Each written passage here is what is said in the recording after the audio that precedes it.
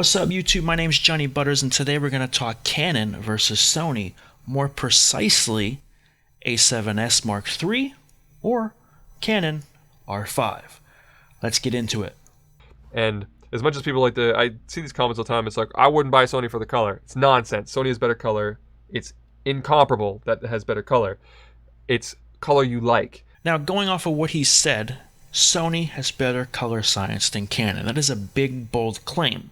A very opinionated claim, and so is Canon's color science. To be very fair, a very opinionated claim, but it's a well-known claim. Canon has a very natural, accurate look, and they had that look for decades. It's always been like that. That's what they were most known for. So when it comes to color science, Sony has always been behind. We know this. And yeah, it's definitely leap years ahead of previous Sony cameras. I will give it that. If you look at iJustine's video, it looks amazing. And nobody's really talking about iJustine. She made a great video on the Sony A7S III, shot on the A7S III, and it just looks amazing. The colors look good. I'm loving it.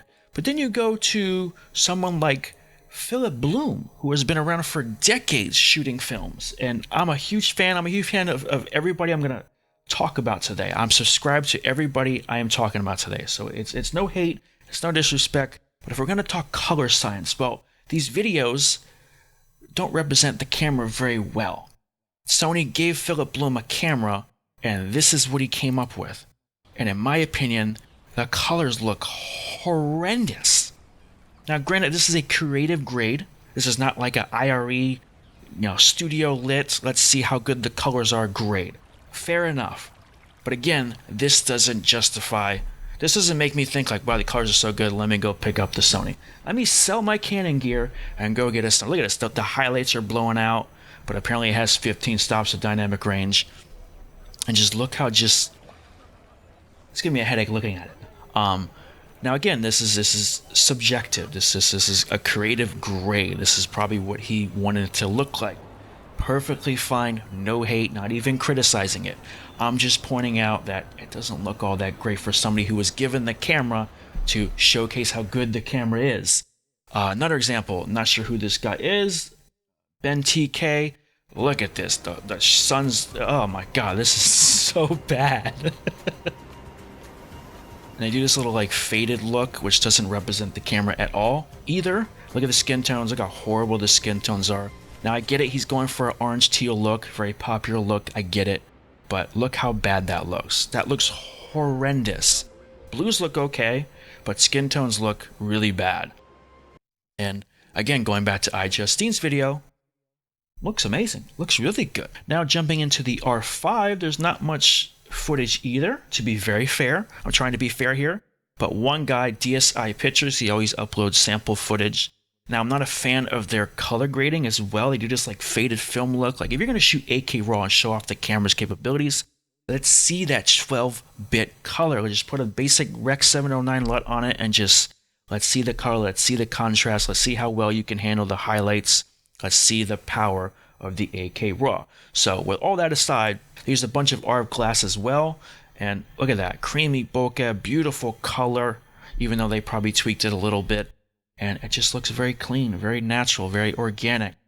And there's like hardly any chromatic aberration. It just looks beautiful, beautiful footage to look at in 8K RAW.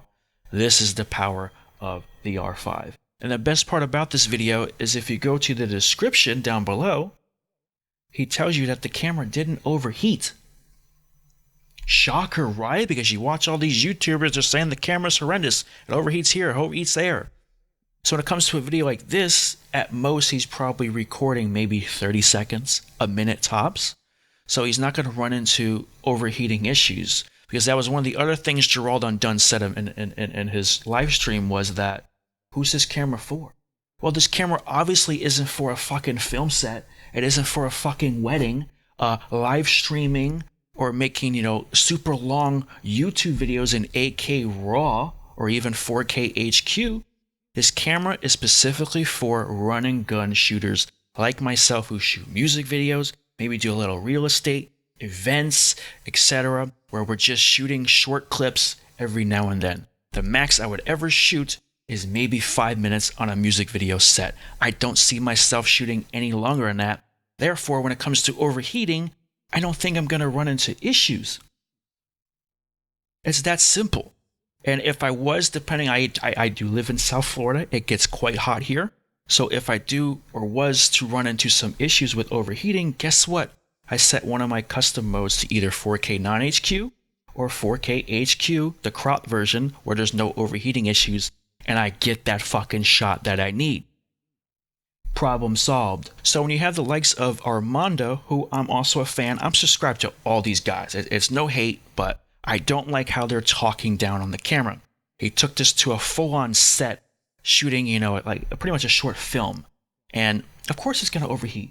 Of course, it's not meant to be in this environment. It's not meant for dialogue, for take after take after take of dialogue. Of course the camera's going to overheat. The thing is tiny, and it shoots full-frame 8K RAW, or arguably very good compressed RAW in H.265 at 10-bit 422. What do people expect? Magic? You're crazy.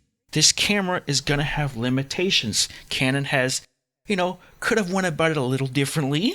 I will give it that, but they listed it, they told you, and you still went out of your way to expect, again, magic out of this camera. Now, jumping back to the Sony, if I didn't have Canon lenses or I didn't harp on photography as much as I do video, I would actually consider it, believe it or not. They finally did the flip-out screen, as iJustine is showing right now. They improved the menu system, in-body stabilization, crazy low light. You have to give credit where credit's due. And it's just an overall great camera, but more so video camera than photos. Now, the beautiful thing about all this negativity about the R5 is when I get my own R5 and I start shooting 8K RAW video and producing 8K RAW video to clients regularly, it's going to be quite amazing because I might be one of the only people on YouTube who's uploading 8K RAW footage from the Canon R5. And I'm okay with that because I remember when I got the C200, I was one of the only people shooting RAW. Everybody was shooting the internal XAVC, which, don't get me wrong, is okay, but in my opinion, the whole entire point of these cameras are that headline feature. C200 4K internal RAW. Why aren't you using it? 8K RAW video. Yes, it has limitations, but if used properly and not on a fucking film set, you can actually get crazy good results that no other camera of this size is going to give you. That's a luxury, an opportunity that I am drastically going to take advantage of. And these YouTubers are missing out. I get all the technical stuff. You want to put it out there. Yet, yes, it does overheat more than we expected. That is perfectly fine.